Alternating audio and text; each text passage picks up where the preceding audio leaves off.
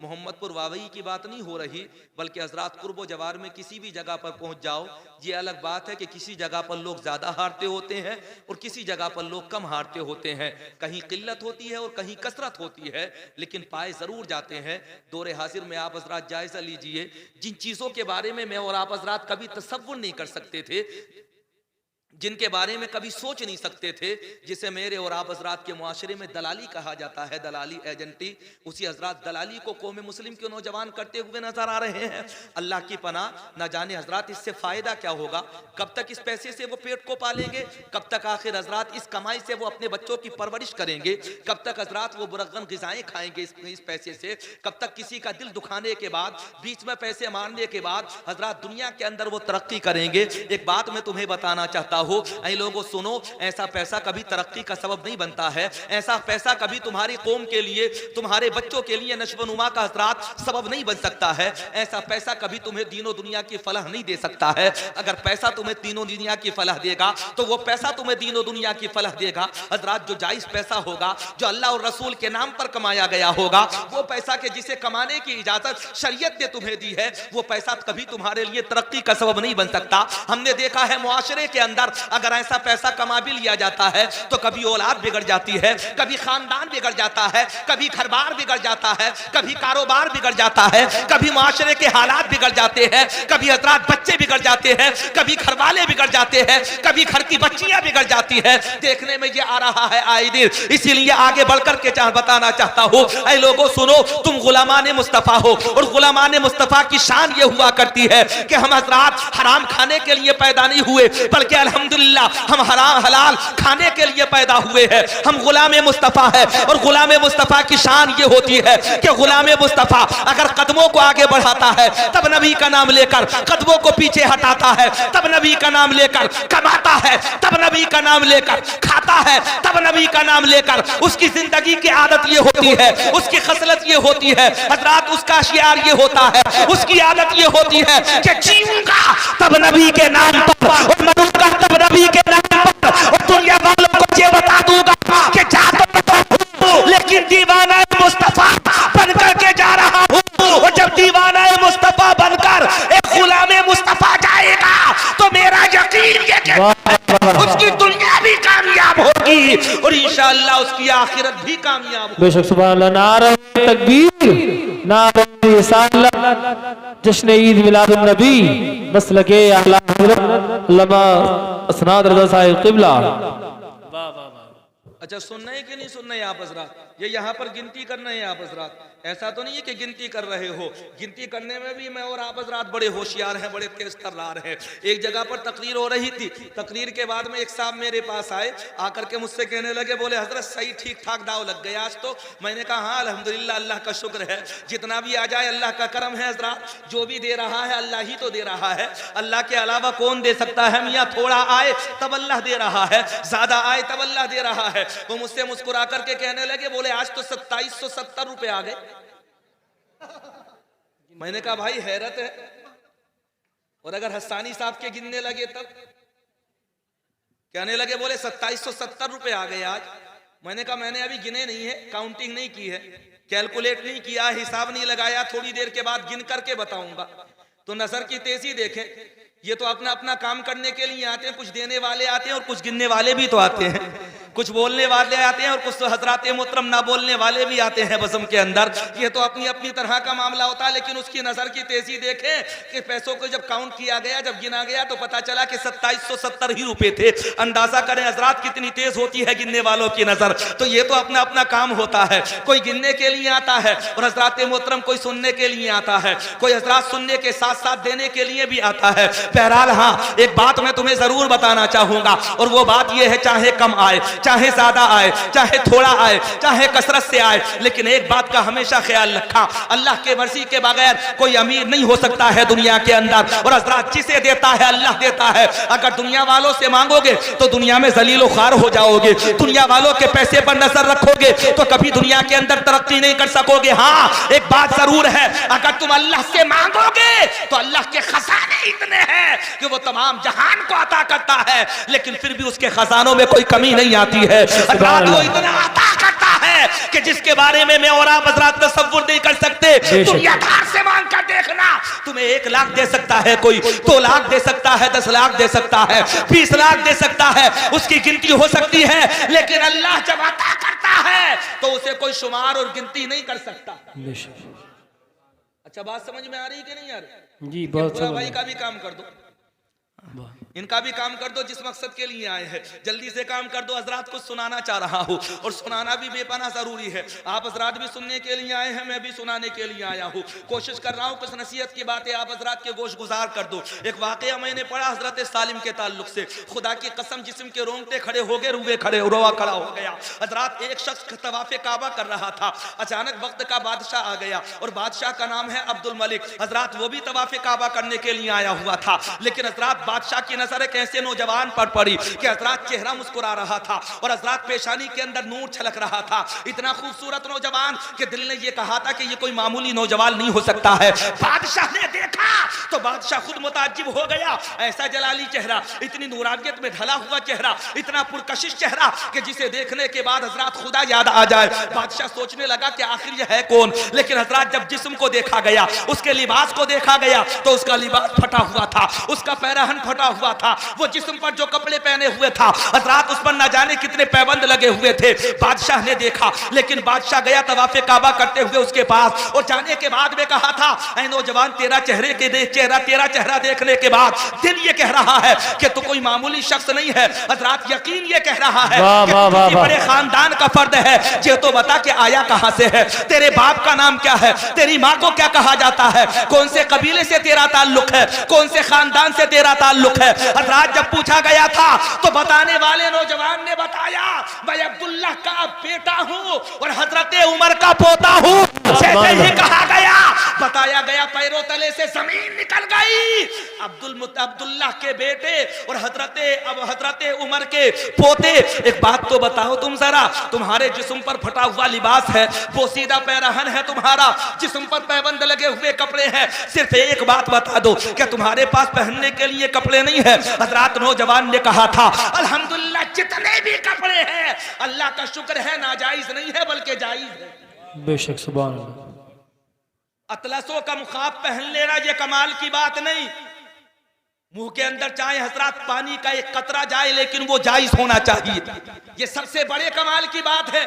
किसी का माल दबा करके अगर अमीर बने तो क्या बने, किसी का हजरात किसी के साथ जुल्म करने के बाद अगर अमीर बने तो क्या बने, किसी को धोखा दे करके अगर अमीर बने तो क्या बने, हजरात किसी के साथ मकर करने के बाद अगर अमीर बने तो क्या बने। अगर अमीर बनना चाहते हो तो अल्लाह से मांगो। मेरा यकीन ये कहता है कि तुम्हारी नस्लों को भी कभी मांगने की जरूरत नहीं पड़ेगी, किसी के सामने हाथ फैलाने की जरूरत नहीं पड़ेगी, किसी के सामने दस्ते सवाल दराज करने की जरूरत नहीं पड़ेगी। मांगना चाहते हो तो अल्लाह से मांगो। हजरात जज्बा देखो, आज के वक्त में भी तो हमारी कौम के नौजवानों को ऐसा ही होना चाहिए। हम कह देते हैं कि हमारे अंदर हिर्स पाई जाती है, हविस पाई जाती है, लालच पाया जाता है हमारे अंदर। हाँ, एक बात का हमेशा ख्याल रखो, लालच खत्म हो जाएगा, हिर्स खत्म हो जाएगी, हविस खत्म हो जाएगी।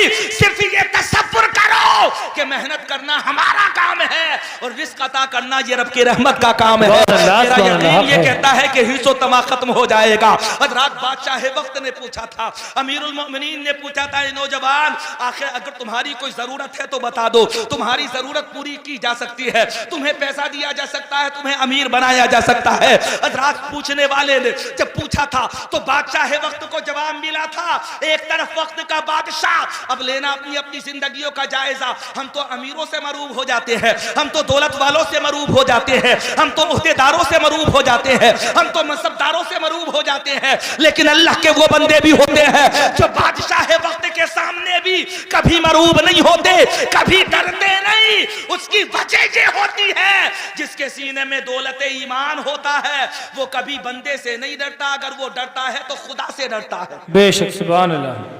इंसान की जिंदगी का शेवा और आदत होनी चाहिए। जब नौजवान से ये कहा गया था बताओ तुम्हारी कोई जरूरत हो, तो नौजवान का जवाब सुने। नौजवान ने कहा था, बादशाह सलामत कैसी बातें कर रहे हो, मैं काबतुल्लाह में हूँ, काबतुल्लाह में अल्लाह के घर है और अल्लाह के घर में दुनियादार से नहीं मांगा जाता बल्कि परवरदिगार से मांगा जाता है। बेशक सुभान अल्लाह। इसे कहा जाता है जवाब, इसे कहा जाता है हजरत मोहतरम बादशाह के सामने बबांगे दोहल बोलना, अलल ऐलान बोलना।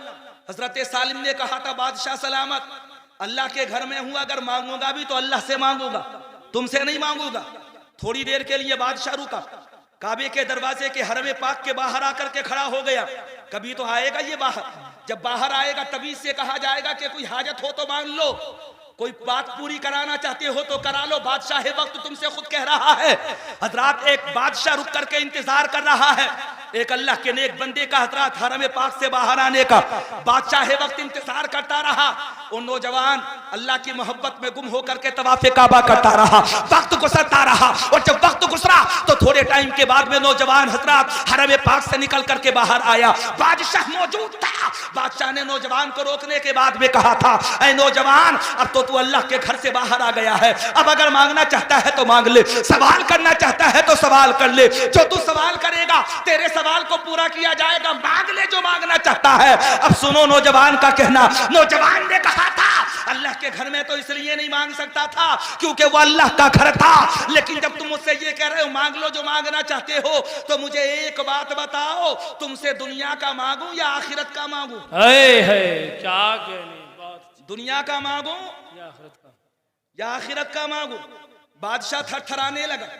इसी को तो कहा जाता है आखिरत को याद करना और उस खुदा को याद करना जिसने जिंदगी अता की है। भरोसा नहीं, एक पल का भी, एक मिनट का भी भरोसा नहीं, सब रखा रह जाता है। हजरात अगर साथ में कुछ जाता है तो नेकियां साथ में जाती हैं, अच्छे अमाल इंसान के साथ में जाते हैं। ये मत समझना कि हमेशा दुनिया में रहोगे। बड़े बड़े कर्रोफर वाले आए हैं, बड़े बड़े बादशाह आए हैं, बड़े बड़े वजीर इसी दुनिया के अंदर आए हैं, बड़े बड़े जायदाद वाले इसी रुए जमीन पर आए हैं, लेकिन हर कोई हजरात दुनिया को छोड़ करके गया तो खाली हाथ साथ में लेकर के गया। इससे पता चलता है कि ना कोई हमेशा रहा ना कोई हमेशा रहेगा। हाँ एक बात जरूर है, इंसान खाली हाथ आया था और खाली हाथ अल्लाह की बारगाह में जाएगा। बेशक हक बात। सबको हिसाब किताब देना पड़ेगा अपने अपने नंबर पर।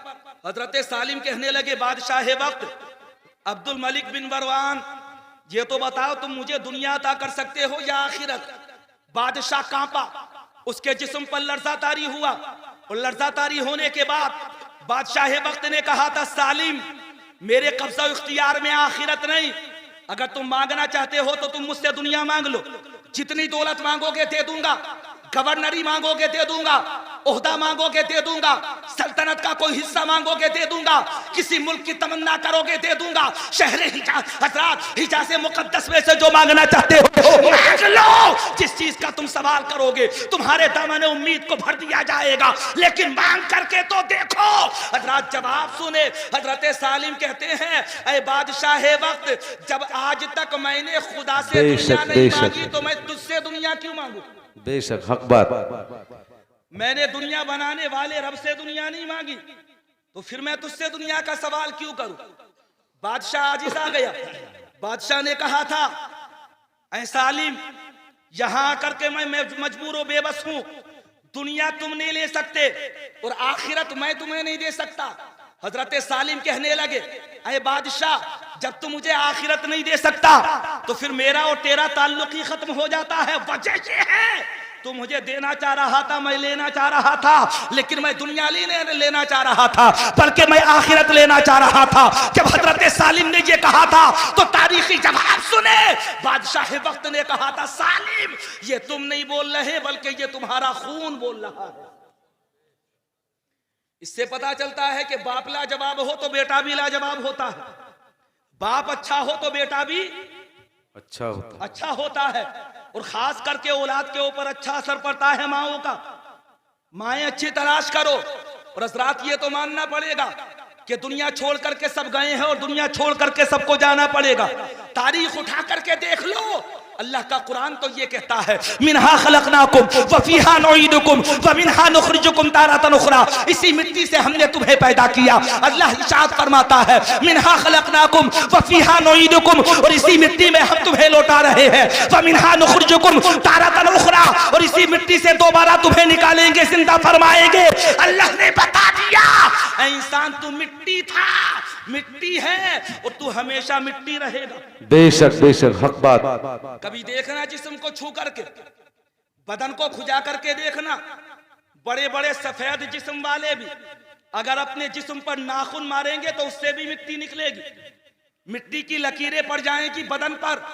अल्लाह बताना चाह रहा है ये जो तुझे चमड़ी नजर आ रही है, चाहे वो सियाह हो चाहे वो गोरी हो, ये जो तुझे बदन नजर आ रहा है, एक दिन वो आएगा कि जब ये कब्र में पहुंचेगा तो तेरा मुकम्मल का मुकम्मल वजूद खाकिस्तर हो जाएगा, तेरे जिस्म का कोई हिस्सा बाकी ना रहेगा, जिस्म के आसा तेरे सर सर करके बिखर जाएंगे, बदन की हिफाजत करने वाला कोई ना होगा, तुझे बचाने वाला कोई ना होगा, अंधेरी कब्र होगी और अंधेरी कब्र के अंदर तेरे वजूद को कब्र के हजरात कीले खा रहे होंगे, कब्र के अंदर तेरे वजूद को खाकिस्तर कर दिया जाएगा, तेरे कफन को कब्र की मिट्टी खा जाएगी, तेरे बदन को पिछुआ करके चेटिया करके खा जाएगी, तेरे जिस्म के हजरात रुआ रुआ अलग हो जाएगा, बंद बंद जुदा हो जाएगा, कि तेरी जिंदगी की हकीकत है। मैंने कहा था रब जब सब फना हो जाएगा तो बाकी क्या रहेगा? अल्लाह की बारगाह से जवाब आया सब कुछ बाकी रहेगा। अगर तू गुलामे मुस्तफा बन जाए तो फिर तेरी शान ये हो जाएगी कि ज़मीं मैली नहीं होती, सब मैला नहीं होता, मोहम्मद के गुलामों का कफन मैला नहीं। सुभान अल्लाह, सुभान अल्लाह। नारे तकबीर, नारे रिसालत, नारे तौसीयत, मसलके आला हजरत, उलमा अहले सुन्नत, अज़मते वालिदैन। ये इंसानी जिंदगी का मामला, और मैं नहीं कह रहा, ये अल्लाह का कुरान कह रहा है।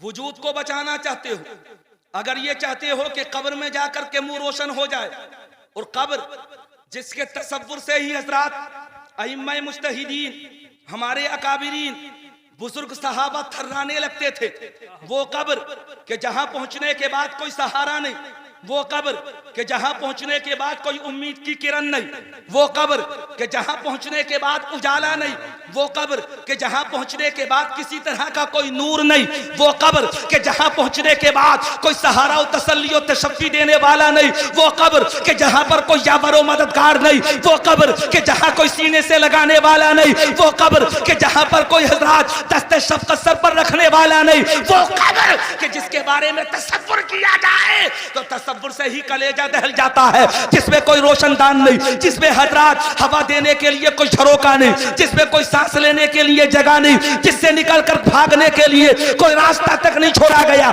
मानो मिट्टी तले एक हजरात मरने वाले को दबा दिया गया, दफन कर दिया गया, कब्र के अंदर सुला दिया गया। अब बताओ यावरो मददगार कौन बनेगा? अब बताओ सहारा कौन बनेगा? अब बताओ सीने से कौन लगाएगा? अब बताओ नखले उम्मीद को पूरा कौन करेगा?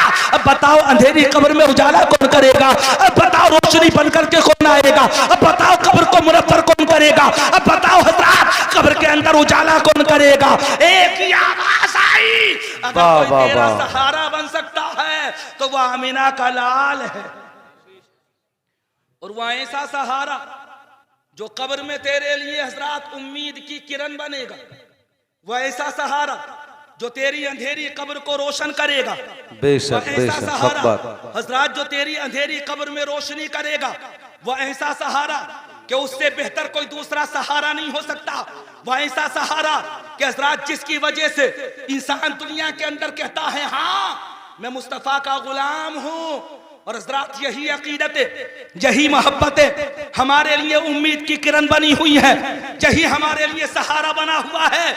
हमें यकीन है इस बात का कि कोई सहारा बने ना बने, लेकिन आमिना का लाल हमारा सहारा बनेगा। बेशक बेशक, हक बात। मोहम्मद रसूलुल्लाह हमारा सहारा बनेंगे, मुस्तफ़ा जाने रहमत हमारा सहारा बनेंगे।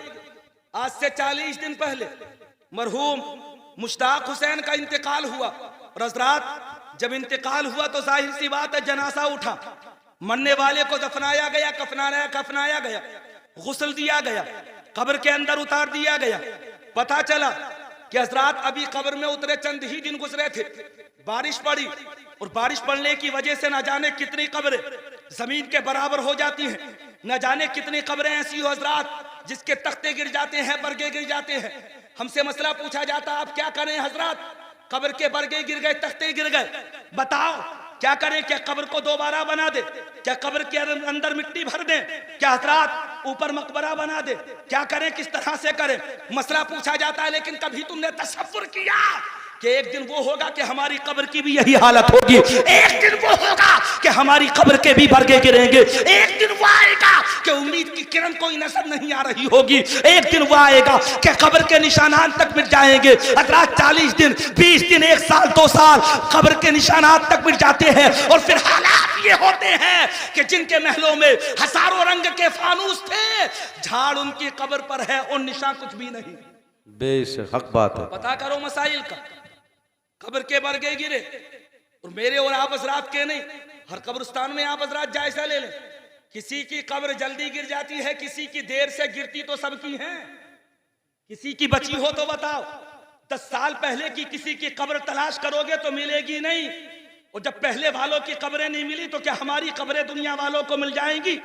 हमारा नामो निशान दुनिया वालों को मिल जाएगा? क्या हमारी कब्रों का पता दुनिया वालों को मिल जाएगा? क्या हजरात हमारी कब्र को जाकर के कोई तलाश कर लेगा? अब आप हजरात कहेंगे ये तो बताओ हजरत, फिर कब्र सलामत रहने के, बस कब्र सलामत रहने के हालात क्या हो सकते हैं? तरीका बता करके जाओ ताकि कब्र भी महफूज रहे, बदन भी महफूज रहे, कफन भी महफूज रहे, जिस्म भी महफूज रहे। तो मेरी वाकया गुजरा हजरत मोहम्मद बिन सुलेमान का, जी जी, और जब वाकया गुजरा तो जिस्म हजरात कांपने लगा, थरथराने लगा। दफन होने के बाद 70 साल गुजर गए।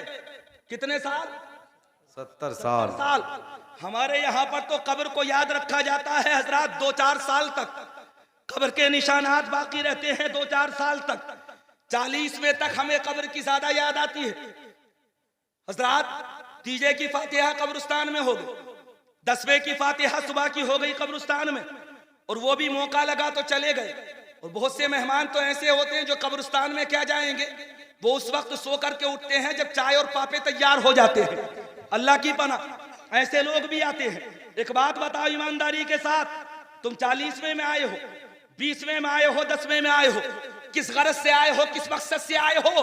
अरे ज्यादा कुछ नहीं पढ़ सकते तो कम से कम मरने वाले के लिए 3 मरतबा कुल हुवल्लाह शरीफ पढ़ लो। तुम्हें पता नहीं है हजरत अली फरमाते हैं जो 3 मरतबा सूरह इखलास पढ़ता है अल्लाह उसे मुकम्मल कुरान तिलावत करने का सवाब अता फरमाता है। बेशक बेशक। आ गए? अच्छा, बास को तो देखने के बाद ऐसा लगता है कि इनका काम सिर्फ हजरात तीजे 10वें 20वें की बिरयानी खाना है, इसके अलावा कोई काम नहीं। मेरा मतलब किसी का दिल दुखाना नहीं, हंसने की जरूरत नहीं, और बिरयानी खाने में कोई औरतें कम थोड़ी हैं। आप हजरात ने देखा होगा इनके भी तीजे 10वें 20वें में सिर्फ हजरात कपड़े दिखाए जाते हैं कि कौन सी किस्म के पहन करके आए। इनके भी हालात ये हैं कि 20वें में अगर पहन करके आ गई तो 40वें में इसे बदल करके पहन के आने हैं।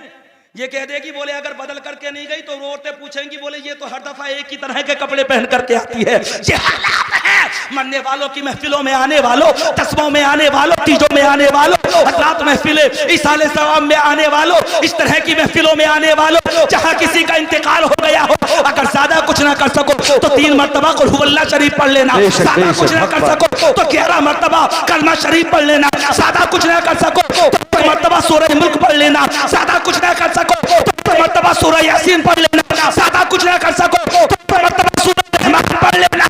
मेरा यकीन ये कहता है कि मरने वाले की वजह से तेरी भी मगफिरत हो जाएगी। बेशक बेशक, सुभान अल्लाह। आने का मतलब वो मकसद है क्या?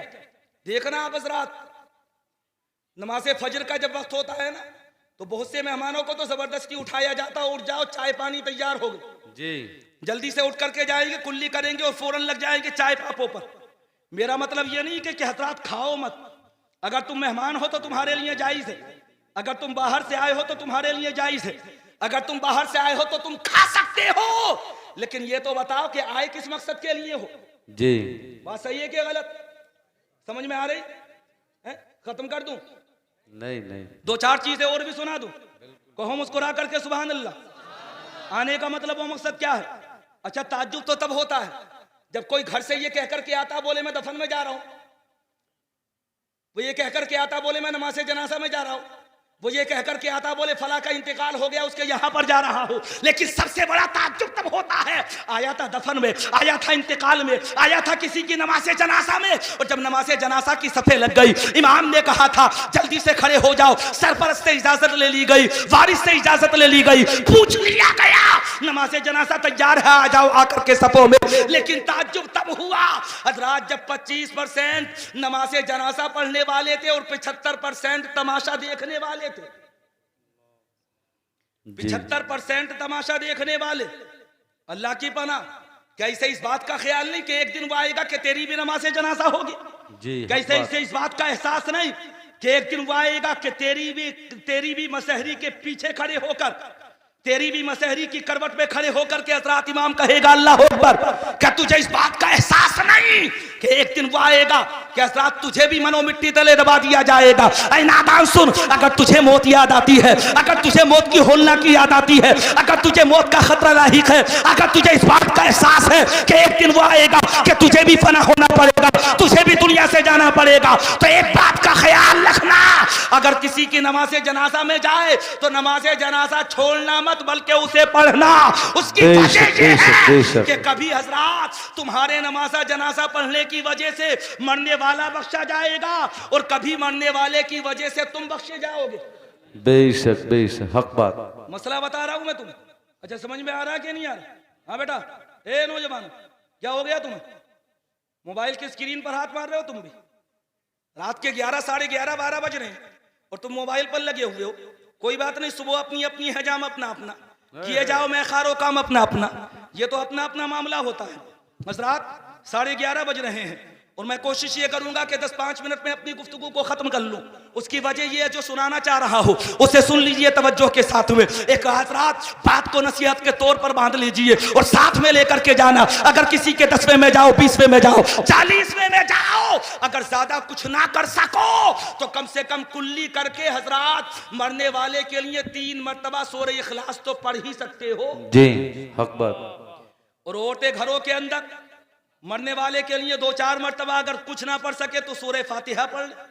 अगर और कुछ ना पढ़ सके तो कम से कम एक तस्बीह हजरात कलमा शरीफ पढ़ ले। अगर और कुछ ना पढ़ सके तो कम से कम तस्बीह फातिमी पढ़ ले। अब आप हजरात कहेंगे कि तस्बीह फातिमी है क्या, तो सुनो तस्बीह फातिमी की फसीलत। अगर जिस्म में दर्द होने लगे, जिस्म बेचैन रहने लगे, जिस्म को सुकून ना मिले, सहन को करार ना मिले, तो मुस्तफा ने कहा था कि जिसे हजरात चैन और करार ना मिले वो तस्बीह फातिमी पढ़ लिया करे। अल्लाह उसकी बरकत से उसके दिल को भी, उसके जिस्म को भी सुकून अता फरमा देगा और उसके जिस्म का मुकम्मल दर्द खत्म हो जाएगा। अभी थोड़े दिन पहले, तकरीबन 3 दिन पहले या 4 दिन पहले, असानी साहब, जब तुमने मुझे वो टेबलेट दी थी आवाज खुलने वाली थी, याद है कि माशाल्लाह ये हकीम भी है, अल्लाह इन्हें हजरात उम्र दराज अता फरमाए, आमीन। हाँ, मैंने कहा मेरी आवाज नहीं निकल ली, फंसी पड़ी है।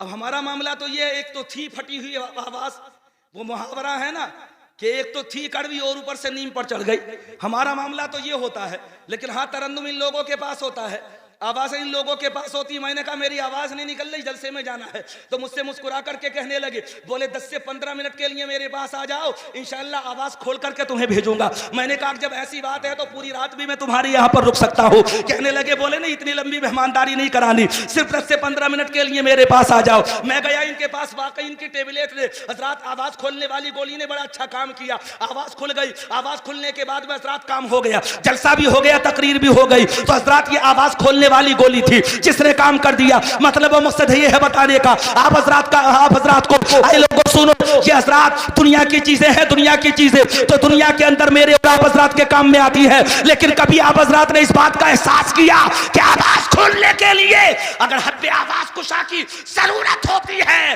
तो कब्र में उजाला करने के लिए इश्क मुस्तफा की जरूरत होती है। वाह वाह वाह, सुभान अल्लाह।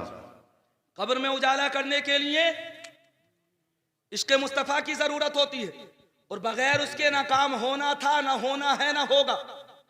इसलिए हजरात ये बात जान ले और मान ले मुकम्मल तरीके से कि जहां पर भी जाए, चाहे वो महफिल चहलुम हो, महफिल हजरात 10वां हो या महफिल 20वां हो, महफिल 3 हो, वहां जाकर के कम से कम कुछ ना कुछ पढ़ लिया करे। हजरात बताया गया, मुस्तफा जान रहमत इरशाद फरमाते हैं, अगर तुम्हारा जिस्म थकान से चूर चूर हो जाए, अगर तुम्हारा बदन दुखने लगे, अगर तुम्हारा जहन साथ ना दे रहा हो, अगर तुम कुल्फतों के दौर से गुजर रहे हो, अगर तुम मशक्कतों का सामना कर रहे हो, मुस्तफा इरशाद फरमाते हैं तस्बीह फातिमी पढ़ लिया करो। अब आप हजरात कहोगे तस्बीह फातिमी है क्या? बड़ी आसान सी, जो नमाज फजर में भी मैं और आप हजरात पढ़ते हैं और नमाज असर में भी। अच्छा बता सकता कोई? क्या होती है तस्बीह फातिमी? नमाज असर के बाद में और नमाज फजर के बाद में, फर्ज नमाज के बाद, नमाज असर के बाद भी।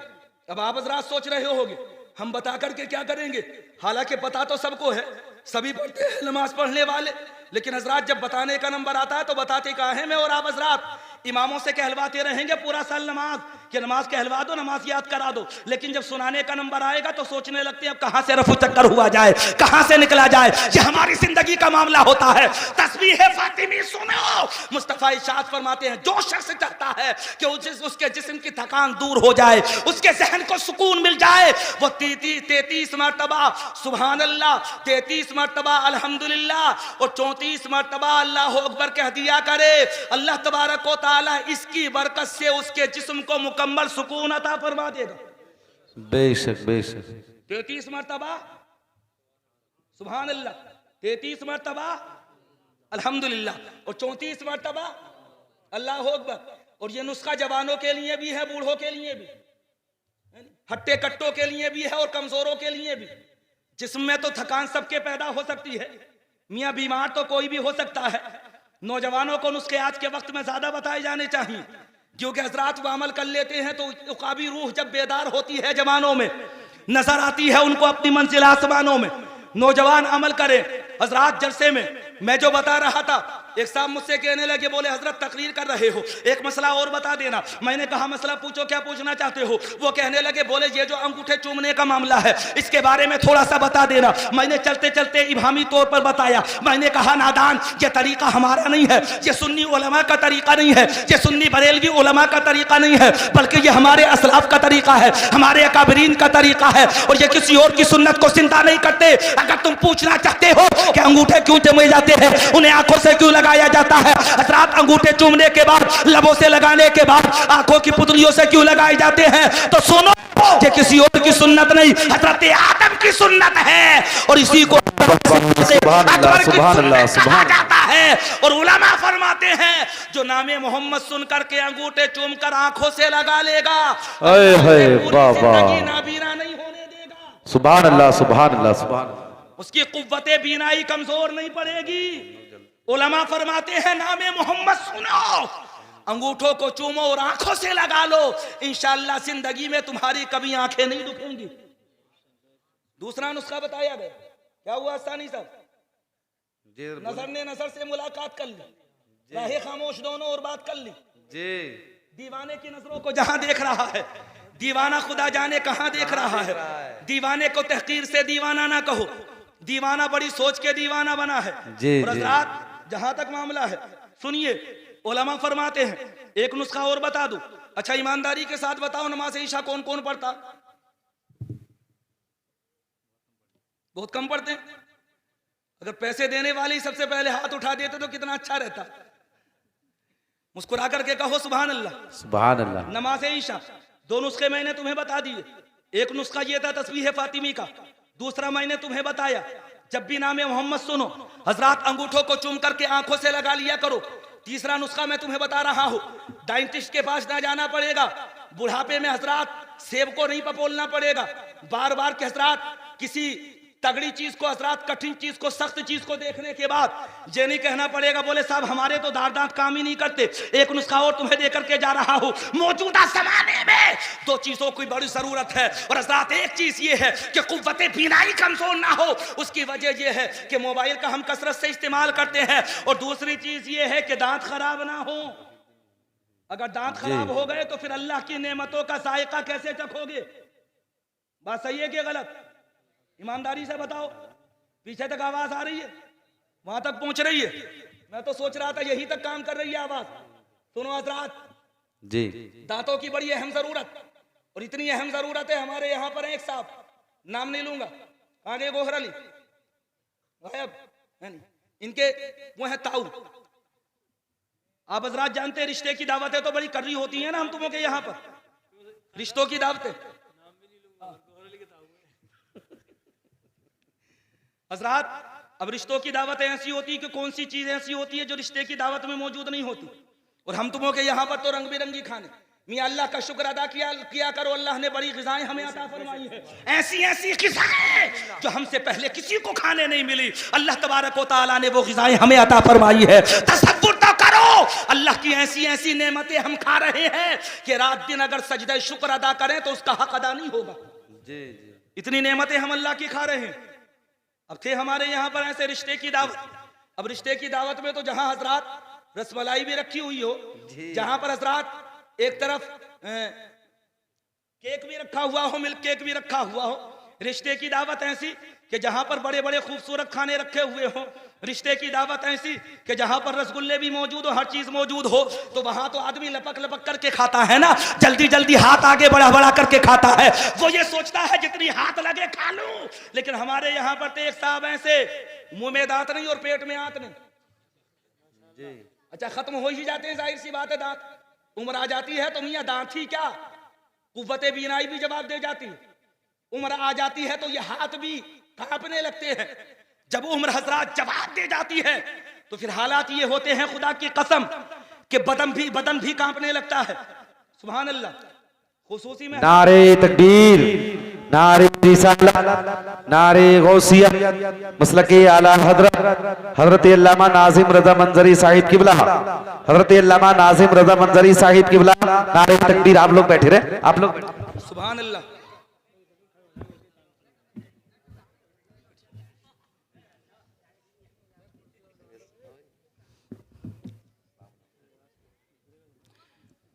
इस बज़्म के खुसूसी खतीब हिंदुस्तान नासिश फ़िक्र फ़न हजरत अल्लामा मौलाना नाज़िम रज़ा साहब किबला मंजरी पूरी शान खिताबत के साथ, मुकम्मल रौनकों के साथ हजरात स्टेज की सीनत बन चुके हैं। बहुत जल्दी मैं अपनी गुफ्तगू को ख़त्म करूंगा। अर्ज़ ये कर रहा था, अल्लाह ने इतनी नेमतें हमें अता फरमाई, लेकिन हजरात कुछ अल्लाह की नेमतें हमारे बदन में अगर महफूज ना रहे या वो कमज़ोर पड़ जाएं, वो जिंदगी में साथ देना छोड़ दें, तो हजरात जिंदगी में कुछ नेमतें ऐसी हैं जिनकी लज्जत और हजरात जिनकी नारे तकबीर के बाद, नारे रिसालत, नारे गौसियत, मसलके आला हजरत, फैजाने आला हजरत, जिनसे मैं और आप हजरात लुत्फानंदोज नहीं हो सकते। अगर कुव्वते बीनाई कमजोर हो जाए तो दुनिया के नजारे कहां से देखोगे। अगर हजरात मोहतरम के दांत कमजोर हो जाएं तो पता करके देखो, जिनके दांत नहीं होते उनसे पता करो कि बाज़ अशिया तो ऐसी होती है अल्लाह की नेमतें कि खा ली जाती है, लेकिन उनके जायके का पता नहीं चलता, एहसास तक नहीं होता। हालांकि अल्लाह तबारक व तआला ने कुव्वते जायका जो अता फरमाई है वो ज़बान को अता फरमाई, लेकिन उसमें दांतों का भी बहुत बड़ा दखल है। अल्लाह ने हमारे मुंह के अंदर हजरात 32 दांतें अता फरमाई है, और ये अल्लाह की ऐसी नेमत है कि जिसका जिक्र हदीसों के अंदर भी मौजूद है, बड़ी बड़ी किताबों के अंदर मौजूद है, कुतुब सीरत के अंदर मौजूद है, सीरत की किताबों के अंदर मौजूद है। कुव्वते बीनाई कमजोर हो जाए तो दुनिया के नसारों से फायदा हासिल नहीं कर सकते, और अगर दांत कमजोर हो जाए तो ना जाने कितनी नेमतें ऐसी कि जिनके जायकों का पता ना चल सके। जी, एक बड़े मियाँ से के दांत निकल गए थे, जिनके बारे में बता रहा था, रिश्ते की दावत। और हम तुमों के यहाँ पर रिश्ते की दावत कोई मामूली थोड़ी होती है, नहीं जी, बड़ी कर्री होती है। लोग इंतजार करते हैं, दावत भी खाएंगे और ऊपर से सोच करके भी जाएंगे, बोले कितने मिलेंगे। मैं भी आज ही हजरात गया था एक रिश्ते की दावत में, एक साहब थे, उन्होंने खड़े होकर के कहा, बोले हाँ साहब, हम जो है रिश्ते में 1,786 रुपए दे रहे हैं। कितने? 1,786। मुसलमान की अकल पर भी हैरत है कि जो आदत बरकत वाला था ना, जिस आदत को मैं और आप हजरात बड़ी इज्जत और बड़ी कदर की निगाहों से देखते थे, उस आदत को इस्तेमाल किया जा रहा है ऐसी जगह पर कि जहां हजरात मांग करके मैं और आप हजरात खुद पैसे को जायज और नाजायज कर रहे हैं। ये हालात है मेरी और आपकी जिंदगी के। नादान सुन, अगर वाकई तू 786 आदत से फायदा हासिल करना चाहता था, इसकी बरकतों से लुत्फानंदोज होना चाहता था, तो कम से कम 786 मरतबा कलमा शरीफ पढ़ता, 786 मरतबा सुभान अल्लाह पढ़ता, 786 मरतबा अल्हम्दुलिल्लाह पढ़ता, 786 मरतबा अल्लाह। मेरा यकीन ये कहता है इस आदत की इतनी बरकतें हासिल होती कि जिंदगी में कभी तेरे जेब में पैसे की तंगी बात ही नहीं रहती। बेशक बेशक, हक बात। मिल गई उन्हें अल्लाह की नेमत, रिश्ते की दावत। अच्छा, इस पे ज्यादा गुफ्तगू मैं इसलिए करता हूं कि आज के जमाने में अगर हजरात दावत जरा सी हल्की रह गई तो खैरियत थोड़ी। जी जी एक साहब से पूछा जा रहा था, बोले दुनिया में किस लिए आए हो? वो कहने लगा, बोले खाने और कमाने के लिए आए हैं, यही तो काम है। अगर किसी से कहने लगो बोले भाई रोजा रख लो, तो बास तो ऐसे नालायक है जो कह देते हैं बोले मेरे यहाँ पर गल्ला कम थोड़ी है जो रोजा रखूंगा। अल्लाह माफ करे, ये कुफरिया जुमला है, कुफरिया जुमला। नादान, तू ये सोच रहा है कि तेरे घर में गल्ला मौजूद है और गल्ला मौजूद होने के बाद में तू खा लेगा। अगर रब की मर्जी नहीं होगी तो तेरे मुंह के अंदर पानी का एक कतरा नहीं जा सकता। बेशक हक बात। तू बातें कर रहा, तू ये सोच रहा है कि कुठिया के अंदर गल्ला मौजूद है तो तू अपनी मर्जी से खा लेगा। तूने देखा नहीं, जब सांस निकलती है ना, रूह निकलती है, तो ऊपर की सांस ऊपर रह जाती है, नीचे की सांस नीचे रह जाती है। तू दूसरों को गल्ले के ताने देने वाले, ये कहने वाले घर में गल्ला है इसलिए रोजा नहीं रखूंगा। नादान, रोजा रखना ये इंसान का हुक्म नहीं है, बल्कि रोजे की फर्जियत कुरान से साबित है। ये किसी और का हुक्म नहीं है, बल्कि ये अहकमुल हाकिमीन का हुक्म है। अल्लाह ने इसे हजरात साहिब ईमान के ऊपर और हजरात साहिब अकल के ऊपर फर्ज किया। अल्लाह इरशाद फरमाता है, ऐ मोमिनो सुनो, तुम्हारे ऊपर रोजों को फर्ज कर दिया गया। इसका मतलब यह है अगर हजरात रोजे के ताल्लुक से कोई मजाक उड़ा रहा है तो वो साहिब ईमान है ही नहीं। जी, क्योंकि अल्लाह का खिताब तो ईमान वालों से है कि तुम रखो रोजा। तो बास लोग ये सोचते हैं कि रोजा नहीं रखेंगे तो हम खा लेंगे बहुत ज्यादा। तकदीर से ज्यादा कभी खा नहीं सकते और तकदीर से ज्यादा कभी कमा नहीं सकते। जी हक बात। अल्लाह की मर्जी के बगैर न सर्रा हिल सकता है, अल्लाह की मर्जी के बगैर हजरत मोहतरम न कतरे के अंदर तलातुम के हालात पैदा हो सकते हैं। कतरा हो तो कतरा रहोगे। और अगर शान जानना चाहते हो तो सुनो, किसने कतरों को मिलाया ओ दरिया कर दिया, किसने सर्रों को मिलाया ओ सहरा कर दिया, एक अरब ने आदमी का बोलबाला कर दिया, खाक के सर्रों को हम तो से सुरैया कर दिया। खुद न तेजो राह पर औरों के हाथी बन गए। क्या नजर थी जिसने मुर्दों को मसीहा कर दिया। वाह वाह, सुभान क्या अल्लाह, नजर सुभान। थी जिसने मुर्दों को मसीहा कर दिया। तो रिश्ते की दावत में पहुंच गए, वो मुंह में दांत नहीं थे। अब जल्दबाजी में उन्होंने इधर नजर दौड़ाई प्लेट पर, उधर नजर दौड़ाई, जल्दी से देखा सामने एक प्लेट रखी हुई थी सेब की। अब मुंह में दांत थे नहीं, उन्होंने सोचा जल्दी से इसे खाए लेता हूं। अब उन्होंने हजरात सेब उठाया, सेब उठाने के बाद मुंह के अंदर ले लिया। अब सेब था, मुंह में दांत थे नहीं, थोड़ी देर के अंदर पपोला। अब हजरात करते क्या, अगर मुंह से निकालते तब भी बात खराब थी, अगर हजरात उसे निगलने का इरादा करते तब भी तो हल्क में अटक सकता था ना वो। तो करते तो क्या करते, सच्ची घटना है बिल्कुल, और बिल्कुल हजरात सच्ची दास्तान है, इसमें झूठ नहीं है, किस्म नहीं है।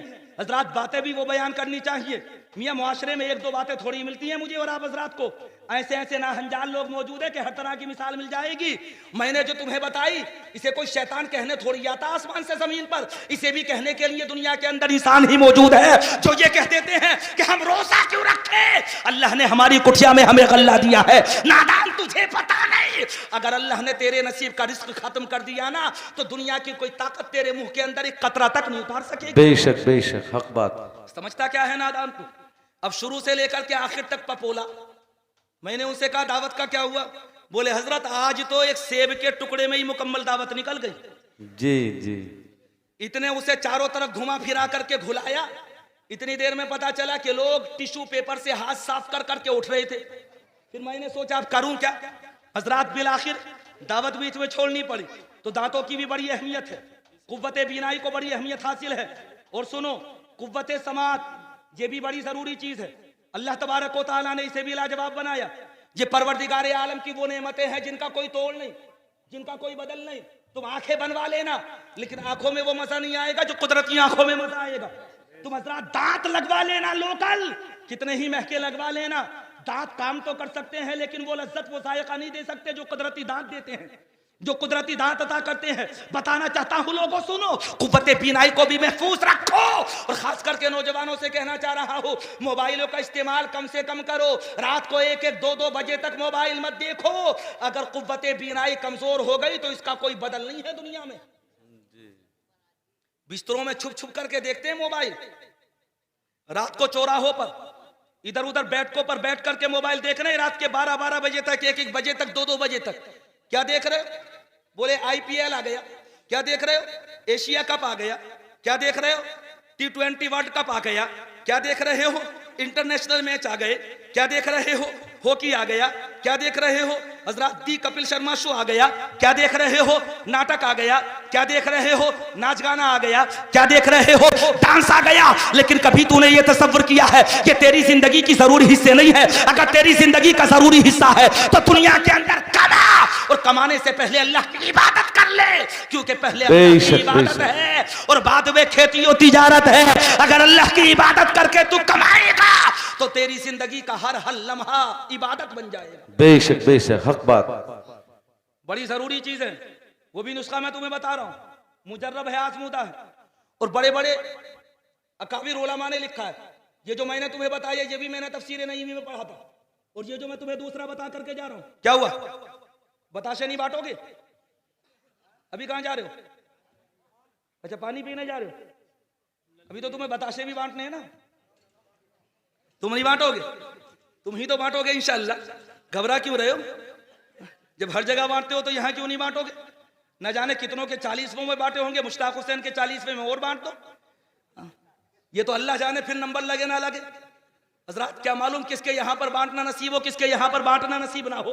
क्या पता हजरात किसकी मसहरी सज जाए, क्या पता किसे मौत आ जाए। मौत का नाम गाली नहीं है। कुछ लोग ये सोचते हैं कि हजरात अगर मौत का जिक्र किया जा रहा है तो ये बद्दुआ दी जा रही है। मियां, मौत का जिक्र करना बद्दुआ नहीं है, बल्कि खुदा की कसम ये दुआ है। हजरत अली फरमाते हैं, जो 70 मरतबा सुबह से लेकर के शाम तक मौत को याद करता है, अल्लाह तबारक व तआला बरोसे महशर उसे शुहदा की हजरात कतार में, शुहदा की कतार में उठाएगा। अल्लाह रब्बुल आलमीन मैदान महशर में उसकी गिनती, उसका शुमार शुहदा में करवाएगा। हजरत अली फरमाते हैं, अगर ज्यादा कुछ ना कर सको तो कम से कम हजरात 24 घंटे में 3 मरतबा मौत को जरूर याद कर लिया करो। उसकी वजह ये है, अगर मौत आए तो कम से कम मौत को याद करने के बाद में आए तो फिर कितना मजा आएगा। दिल यही तो कहेगा, कर वक्त अजल सर तेरी चौखट पे रखा हो, जितनी हो कसाए की सजदे में अदा हो। दिल यही तो कहेगा कि कितना ही कोई प्यार करे जिंदगी के साथ, ये जिंदगी वफा ना करेगी किसी के साथ। समझो हजरात, बड़ी अहमियत हासिल है। और आज के वक्त में कई बुराई और भी हैं जिनका जिक्र करना जरूरी है और जिन पर तबसरा करना जरूरी है। उन चंद बुराइयों में से कुछ बुराइयां ऐसी भी हैं जिन्हें मैं और आप हजरात जानते हुए भी कर रहे हैं और जबरदस्ती कर रहे हैं। हजरात, कुछ फेले हराम में हैं जिनका इर्तिकाब मैं और आप हजरात सुबह शाम कर रहे हैं।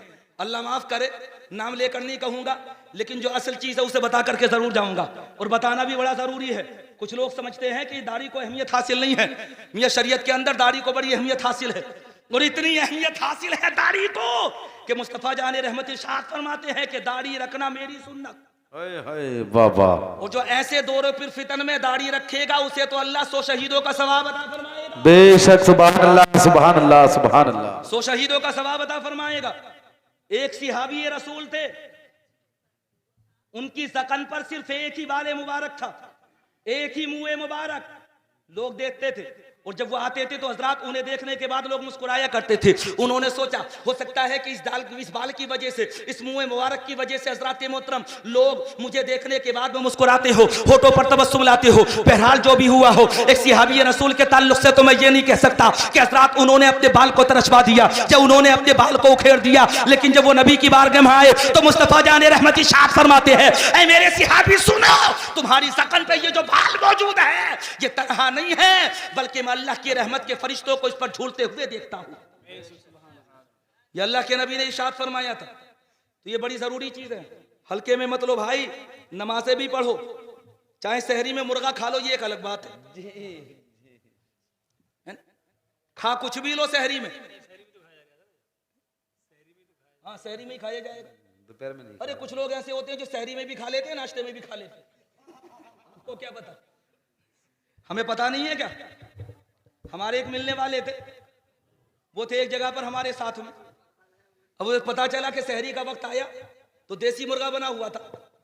अब जब वो देसी मुर्गा देखा तो हजरात, देसी मुर्गा देखने के बाद किसके मुंह में पानी नहीं आएगा? देसी मुर्गे पर नजर पड़ी और जैसे ही नजर पड़ी बोले चलो कल को तो रख ही लूंगा। खाली साथ में सहरी, जितनी सिवई खा सकते थे खाई, जितने हजरात मोहतरम वो होती हैं, खजरा होता है या फैनी होती है, जो भी कुछ होता है खाना खा सकते थे खाई। और शहरी में खाने वाले तो बड़े अजीब होते हैं। एक शख्स के बारे में बड़ी पुरानी कहावत है, खुतबा सुनाते चले आए हैं। एक हजरात 4 बेटे थे और उनके वालिद थे। मामला ये होता था कि बेटे सबके सब रोजेदार थे और वालिद ने जिंदगी में कभी रोजा रखा नहीं था। और हज़रात मोहतरम हालात ये थे कि सहरी और इफ्तारी कभी वो छोड़ते नहीं थे। तो एक दिन बिलाखिर उनके बच्चों ने उनसे कहा, वालिद साहब एक बात तो बताओ, जिंदगी में कभी तुमने रोजा रखा नहीं और सहरी और इफ्तार कभी तुमने छोड़ी नहीं। तो मुस्कुरा करके कहने लगे, अरे नालायक हो, अगर रोजे का सवाब ना मिलता तो कम से कम इफ्तार और सहरी का तो सवाब लेने ही दो जी। तो ऐसे भी हालात होते हैं। मिल गई शहरी में देसी मुर्गा मिला तो जल्दी से खा लिया। अब देसी मुर्गा मिलने के बाद जब सुबह को सो कर के उठे तो इत्तेफाक ये कि 2 या गैर रोजादार भी थे। उनके लिए जब नाश्ता तैयार हुआ तो वो नाश्ता भी तगड़ा हो गया, उसमें भी उबले हुए अंडे थे जी। और एक चीज और बताऊं, रोजा जब रख लिया जाता, जब नियत रोजा कर ली जाती है ना, तो हर नेमत बड़ी लजीज लगती है जी। हर नेमत जी। बड़ी अच्छी लगती है। हजरात रोजे की नियत करने के बाद पानी को भी देखोगे तो ऐसा लगेगा जैसे इसका कोई जवाब नहीं है। जी जी। देखना कभी आप हजरात, ये तो रोजेदारों से पूछो, अल्लाह ने रोजे को ऐसा बना दिया। इसीलिए तो कहा अल्लाह ने कि रोजा जो है वो साबिरों का काम है, रोजा साबिर रखते हैं। वजह ये है कि रोजा रखने वाला अल्लाह की नेमतें देखने के बाद सब्र करता है। इसलिए अल्लाह तबारक व तआला रोजेदार को रोजे का भी सवाब अता फरमाएगा और मैदान महशर में उसे साबिरों की सफ में भी उठाएगा। जी हक बात। ये बड़ी फजीलत है। नाश्ता लग गया और जब नाश्ता लग गया तो देखा उसके अंदर तरह तरह की ग़िज़ाएं। अब देखने के बाद मैं इधर देखा उधर देखा और जैसे ही देखा कि साहिब खाना हजरात चाय लेने के लिए गए तो 2 रसगुल्ले एक ही दफा में सटक लिए। सच्ची बात बता रहा हूं ईमानदारी की, ये हालात है मेरे और आप हजरात के। कितना ही खा लो, अगर अल्लाह की नेमतों का शुक्र अदा नहीं करोगे तो किसी काम का नहीं है, किसी काम का नहीं है।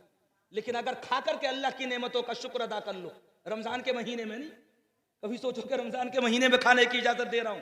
ये गैर रमजान की बात हो रही है और जब गैर रमजान की बात हो रही है तो सब हज़रात ख्याल रखना इस बात का, कितना ही खा लो। कुलू वशरबू मिन रिज़्क़िल्लाह, कुलू मिन तय्यिबाति मा रज़क़नाकुम। इस ताल्लुक से हज़रात और भी मुतअद्दिद आयत कुरान पाक के अंदर मौजूद है। कुरान करीम की आयतें उठा करके देखो, अल्लाह इरशाद फरमाता है खाओ पियो और खाने पीने का हुक्म दिया गया हज़रात जायज़ रिज़्क़ का, जिन रिज़्क़ों को अल्लाह तबारक व तआला ने तुम्हारे लिए जायज़ किया है। नाजायज़ की बात नहीं हो रही। अल्लाह इरशाद फरमाता है जायज़ खा लो, लेकिन खाने के बाद अल्हम्दुलिल्लाह कह दो, खाने के बाद शुक्रुल्लाह कह दो, खाने के बाद हज़रात सुभान अल्लाह कह दो, खाने के बाद में अल्लाह की नेमतों को याद कर लो, खाने के बाद अल्लाह का एहसान मान लो। मेरा यकीन ये कहता है कि यही नेमतें जो तुम्हारे पेट में जा रही हैं वह हज़रात तुम्हारे लिए दुआए मग़फ़िरत करेंगी। खाओ पियो, अल्लाह ने तुम्हें अता किया है। पहनो, अच्छे से अच्छा पहनो, कितने भी चमकदार पहन लो, कितने भी चमकदार, चाहे जुबैर रज़ा हस्सानी जैसी जवार कट बना लो, लेकिन पहनने के बाद कभी तकब्बुर मत करना, अकड़ना मत। पहनने के बाद अल्लाह का शुक्र अदा करना कि अल्लाह ने दिया था, उसे हमने इस्तेमाल कर लिया। जिसका जो हक है उसे निकालो। हजरात गरीबों का हक गरीबों को दो, फकीरों का हक फकीरों को दो, मिस्किनों का हक मिस्किनों को दो। अल्लाह तबारक व तआला ने जो हुकूक तुम्हारे जिम्मे किए हैं, चाहे वो हुकूक अल्लाह हो चाहे वो हुकूक इबाद हो, हजरात मोहतरम उनकी अदायगी करो। मेरा यकीन ये कहता है तुम्हारा जीना भी कामयाब है और तुम्हारा मरना भी कामयाब है। और हजरात वाकई मैं और आप हजरात तो दीवानगाने मुस्तफ़ा हैं, जिनके बारे में शहंशाह फ़िक्र फ़न उस्ताद ज़मन अल्लामा हसन ने कहा था जाएगी खुल्द में हंसती हुई उम्मत उनकी, कब गवारा हुई अल्लाह को रिक्कत उनकी। उस्ताद ज़मन का शेर सुनो, सुभान अल्लाह, सुभान अल्लाह। और अगर जोर से नहीं कहोगे तो तकरीर लंबी हो जाएगी। इनसे तो मामला मेरा करीबी है, इनसे तो निपट ही लूंगा, तुमसे निपटना बाकी है ना। आज की रात में जितनी भी बातें की है ना जाने कितने समझाने की तुम्हें बातें की है, 1-2-4 बातों पर अमल कर लो सिर्फ। अच्छा 2 किलो की बात कर रहे हो, अच्छा 2 बजे तक होगी प्रोग्राम, 2 बजे तक होगा, यही कहना चाह रहे हो? 4 बजे तक होगा। बहरहाल जो भी तुम जा रहे हो, बहरहाल तुम्हें जो बताना चाह रहा हूं वो सुनिए। उस्ताद ज़मन के शेर सुनिए। उस्ताद ज़मन कहते हैं जाएगी खुल्द में हंसती हुई उम्मत उनकी, कब गवारा हुई अल्लाह को रिक्कत उनकी। जी जी जी। हमारे अमाल की वजह से हम जन्नत में नहीं जाएंगे, बल्कि मुस्तफ़ा के आंसुओं की वजह से हम जन्नत में जाएंगे। हमारे अमाल इस लायक कहाँ कि मैदान महशर में हम बख्शे जाएं। और कभी अपनी इबादतों पर भरोसा भी मत करना कभी हजरात अपनी खशियत पर भरोसा मत करना, कभी ये मत सोचना कि हमारी पेशानी पर सजदों के निशान बाकी हैं, कभी ये तसव्वुर मत करना कि हजरात बहुत ज्यादा हम इबादत करते हैं, कभी ये मत सोचना कि 5 वक्त के हम नमाजी हैं। बख्शा वही जाता है जिस पर रब का फजल होता है, और अगर रब पकड़ने पर आ जाए तो मियाँ कौन ऐसा है जो रब की पकड़ में नहीं आए। इन्ना बच्चा रब्बी कल शदीद, हजरात उस्ताद ने कहा था जाएगी खुल्द में हंसती हुई उम्मत उनकी, कब गवारा हुई अल्लाह को रिक्कत उनकी, और देख आंखें न दिखा मेहरे कयामत हमको, जिनकी उम्मत में है हम देखी है सूरत उनकी, और पार हो जाएगा एक आन में बेड़ा अपना, काम कर जाएगी महशर में शफात उनकी, काम कर जाएगी महशर में शफात उनकी। आमीन। अस्तगफिरुल्लाह।